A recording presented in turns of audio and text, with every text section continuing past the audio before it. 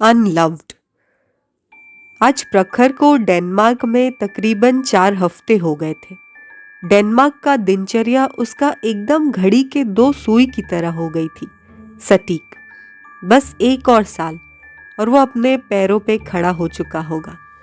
वो ये सब सोच ही रहा था कि इतने में उसकी माँ का व्हाट्सएप कॉल आया। उसने फोन उठाते ही कहा, प्रणाम, कैसी हो माँ?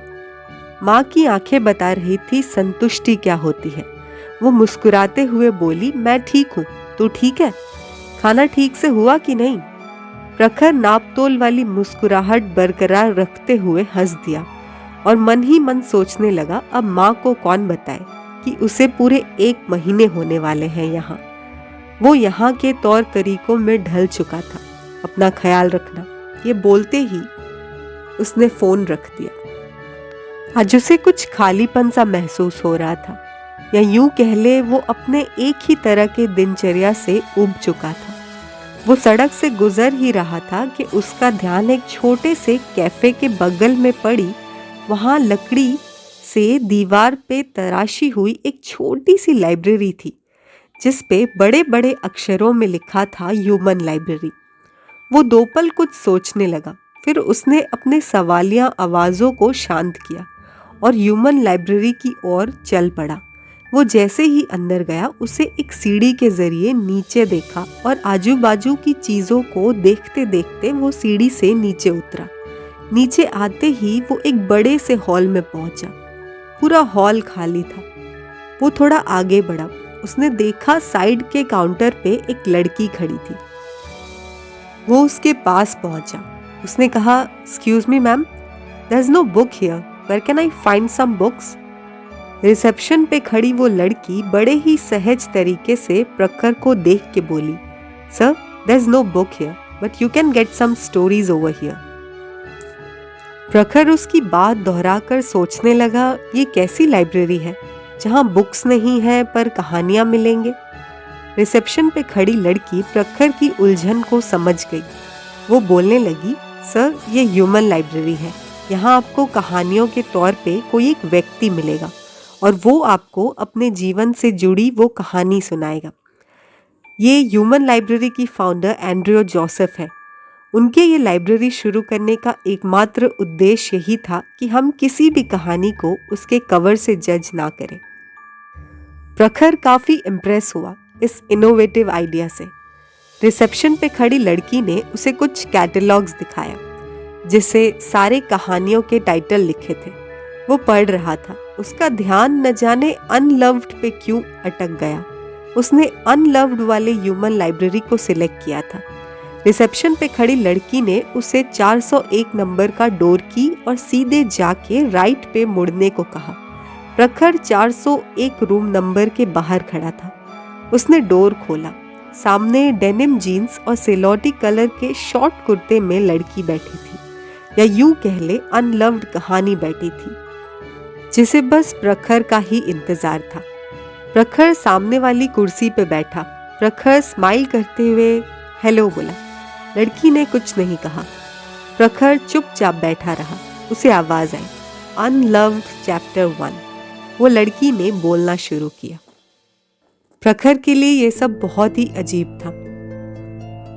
4 लोगों के छोटे से परिवार में अलीशा को किसी ने चुना था, तो वो सिर्फ खालीपन में। पूरी जिंदगी अलीशा प्यार के 2 पल सुनने के लिए तरस चुकी थी। तो क्या हुआ अगर वो भैया जितनी समझदार नहीं थी पढ़ाई में? दिवाली में उसे नए कपड़े, खिलौनों से दूर क्यों रखा जाता था?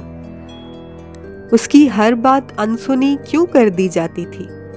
माँ, सुरेश अंकल मुझे खेलने के लिए दूसरे कमरे में बुलाते हैं। वो एक एक खिलौनों को मेरे जिस्म से लगाकर मेरे पैरों के बीच पहुंचाते हैं। माँ, मेरी फेवरेट टेडी को ये गेम बिल्कुल नहीं पसंद, उसे दुखता है। माँ, चुप कर, क्या नापशनाप बक रही है?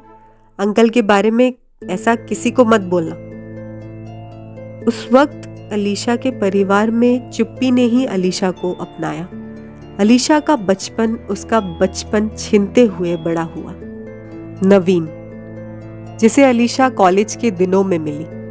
नवीन उसको बेहद पसंद था, ठीक उसको अपने बचपन के टेडी की तरह। कॉलेज के लास्ट सेमेस्टर से पहले उनका पूरा बैच शिलोंग ट्रिप पे गया हुआ था। एक रात अलीशा खाना खाकर अपने रूम की तरफ जा रही थी। उसे कुछ हंसने की आवाज आई। नवीन अहाना के करीब था और दोनों कल वैली के टॉप पॉइंट पे मिलने का बोल रहे थे। ये बोलकर नवीन अपने कमरे की तरफ जाने लगा। अगले दिन ठीक 5 बजे सर्दी की रात सवेरा भी गहराइयां लेकर आई थी। अहाना शॉल ओढ़े पहाड़ों के नजारे देख रही थी। ठीक नीचे गहरी नदी बह रही थी। अहाना को पीछे से मानो किसी ने धक्का दिया हो यूं एहसास हुआ और वो जोर से चिल्लाई। पूरे बैच ने नहीं सोचा था कि उनके लास्ट सेमेस्टर का ट्रिप कोई शोक में बदल जाएगा। बहुत सालों बाद आज अलीशा और नवीन एक प्रेमी की तरह साथ हैं। अकेलापन और खालीपन अलीशा को उसके फेवरेट टेडी से नहीं चाहिए था। वो टेडी को हर्ट नहीं करना चाहती थी। टेडी को दुखता ना। प्रखर एकदम गुमसुम हो गया। प्रखर बिना कुछ बोले वहां से जाने के लिए उठा। Hello sir, excuse me. वो पीछे मुड़ा तो उसे आवाज आई। देखा तो वो रिसेप्शन वाली लड़की खड़ी थी। उसने कहा, sir hold on a second, please read the story on this register. उसने रजिस्टर देखा, अनलव्ड का कॉलम देखा। पिछले 3 साल बाद प्रखर पहला इंसान है जिसने अनलव्ड को चुना। रिसेप्शनिस्ट ने मुस्कुराकर कहा, सर प्लीज अपना फीडबैक भी लिख दीजिए। इतने सालों बाद इस कैटेगरी को किसी ने सिलेक्ट किया है। आपसे पहले 2 लोग करीबन 5 साल पहले उन्होंने भी इस कैटेगरी को चुना था। हमने उनको इनवाइट किया था अपने एग्जीबिशन पर किसी दुखदवश किसी ना किसी नेचुरल कॉज ऑफ डेथ की वजह से दोनों अब नहीं रहे। आप प्लीज रेट दे दीजिए। प्रखर ये सुनकर हैरान रह गया। उसका ध्यान अचानक name of the human diary पे गया, अलीशा हेनरी। वो देखकर सक पका गया। अपने बिस्तर पर लेटकर वो अपने पूरे दिन के बारे में सोच ही रहा था कि उसको एक टेक्स्ट मैसेज आया। Hello bookmark. Hello bookmark. Bookmarks कभी अपने बुक्स को अकेलापन नहीं देते। प्रखर ये पढ़ के पूरी रात सो नहीं पाया। वो अगले ही दिन उस रिसेप्शन के सामने खड़ा था। उसने किसी तरह अनलव्ड के पहले 2 रीडर्स के कॉन्टैक्ट डिटेल्स निकाले। एंजेला क्रिस्टीन, वहीं की रहने वाली। प्रखर को एंजेला की दोस्त से मिलने का मौका मिला।